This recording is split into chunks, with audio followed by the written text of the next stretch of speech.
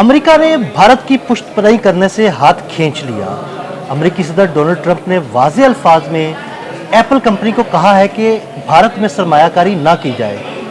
आखिर अमेरिका भारत की पुष्टपनाही करने से हाथ क्यों खींच रहा है और वहां से क्यों फरार चाहता है?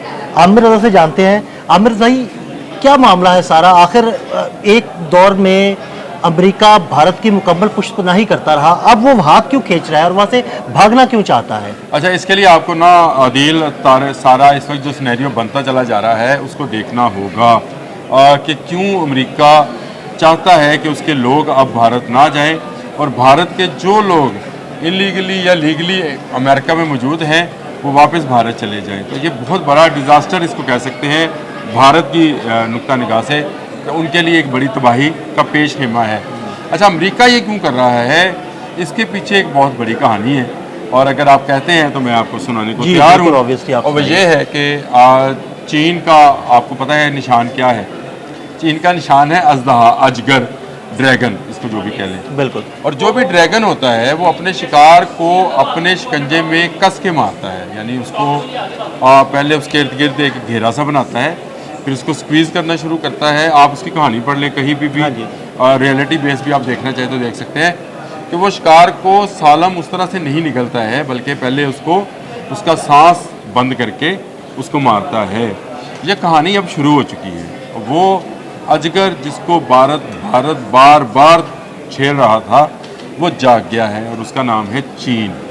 अमेरिका बराह रास्त चीन के सामने नहीं आना चाहता है और क्योंकि वो एक सुपर पावर है, फॉरसीन कर रहा है, दूर की देख रहा है कि बहुत जल्द चीन भारत पर ऐसा अटैक करेगा, चाहे वो साइबर अटैक हो चाहे वो फिज़िकल अटैक हो, कि भारत का इसके पास कोई जवाब नहीं होगा। और चीन ने क्या किया, ये बड़ी बड़ी जो लोग इस बैनुल-अक़वामी इंटरनेशनल रिलेशंस पढ़ते हैं उनके लिए ये सबक है कि वो आज से इस सिलसिले को किस्तवार पढ़ना शुरू करें। चीन ने क्या किया?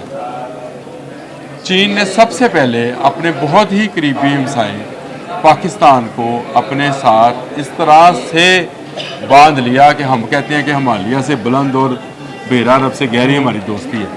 ये दोस्ती हुई, ये दोस्ती ना 62 में थी, ना 65 में थी, ना 71 में थी। याद रखिएगा, ये बस सिर्फ ये साल याद रखे थे। 62 साइनो इंडिया वॉर, जो चीन और इंडिया की वार थी, जिसमें अमेरिका के कहने पर हमने चीन का साथ नहीं दिया था। चीन ने ये बात याद रखी। 65 में जब वक्त आया भारत ने हम पर हमला किया, चीन साइलेंट रहा।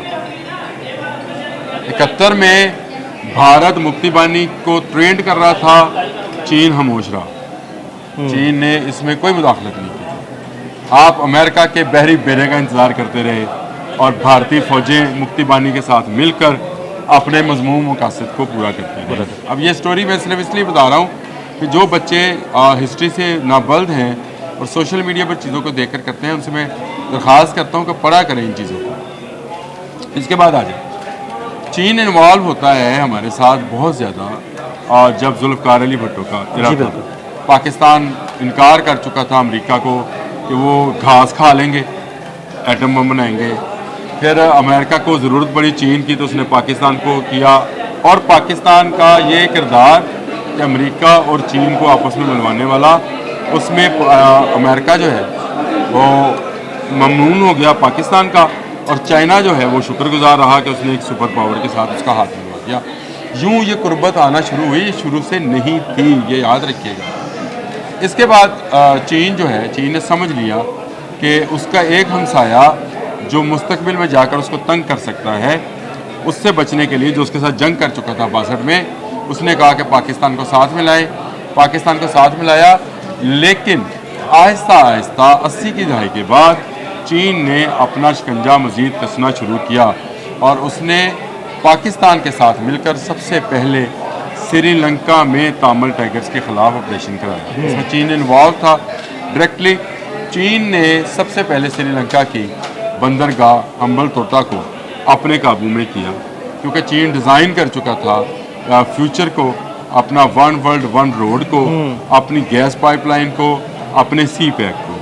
इस डिज़ाइन के अंदर उसको कहीं मुदाखलत नहीं चाहिए थी।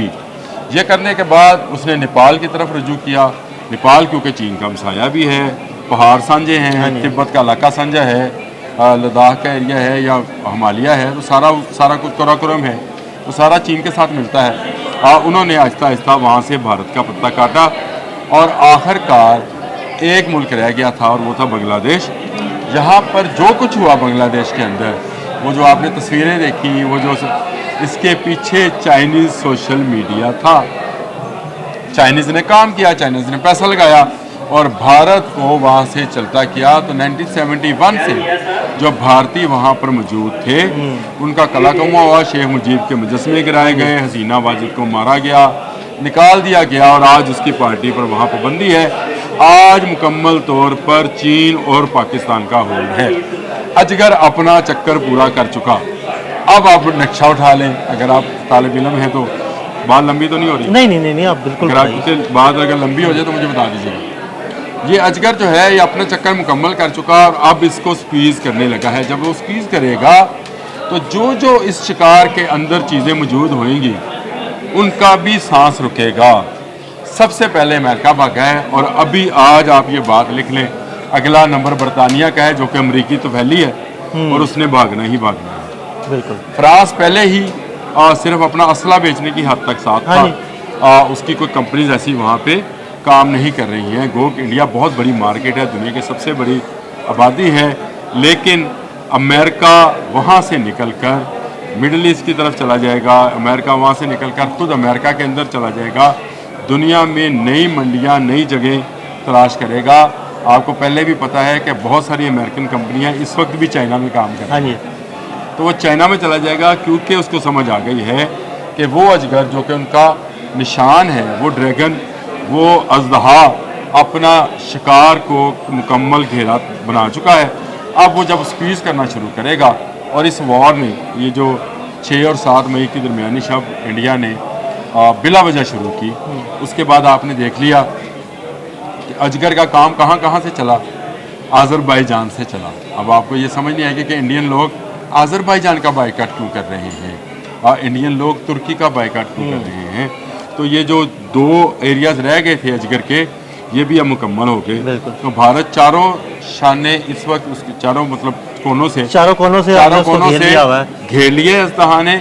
अब इसको स्क्वीज़ करने की बारी है और आखिरी स्क्वीज़ जो होएगा वो ये ईरान से होगा। ये भी अभी लिख लें और जो तालिब इल्म मेरी बात सुन रहे हैं वो भी इसको ज़रा डीपली देखें, जायज़ा लें कि ऐसा क्या हुआ कि एकदम से डोनाल्ड ट्रंप जो अपना बहुत सारा असला यानी 200 अरब डॉलर का असला बेचना चाह रहे थे, अपनी कंपनी से कह रहे हैं कि निकलो, भागो, बड़ा हंगामा होने वाला है, बहुत बुरा होने जा रहा है इंडिया के साथ। हमारे हमसाए हैं लेकिन जैसी करनी वैसी भरनी। जो गड़ा वो पाकिस्तान के लिए खोदना चाहता था कि पाकिस्तान दुनिया में तनहा रह जाए, अब वो उसके अपने लिए अपने सामने आ रहा है। वो जो चाहता था कि पाकिस्तान का पानी बंद हो, उसका अपनी सांसें बंद होने वाली हैं। और अजगर जो है वो अपना चक्रव्यूह मुकम्मल कर चुका है, जिसको अब उसने सिर्फ टाइट करना शुरू करना है। और अमेरिका इस बात को भांप गया है। याद रखें, जब बड़े जहाज़ डूबने लगते हैं तो चूहे सबसे पहले भागते हैं और अमेरिकियों से बड़ा चूहा कोई नहीं है। वियतनाम और अफगानिस्तान की हिस्ट्री पढ़ लें। बहुत शुक्रिया आमिर भाई, बड़ी तफसील से आमिर रज़ा ने हमें चाइना, भारत और अमेरिका का जो सिनेरियो बन रहा है उस बारे में बताया। आमिर रज़ा और अदील अहमद को इजाज़त दीजिएगा। अल्लाह हाफ़िज़।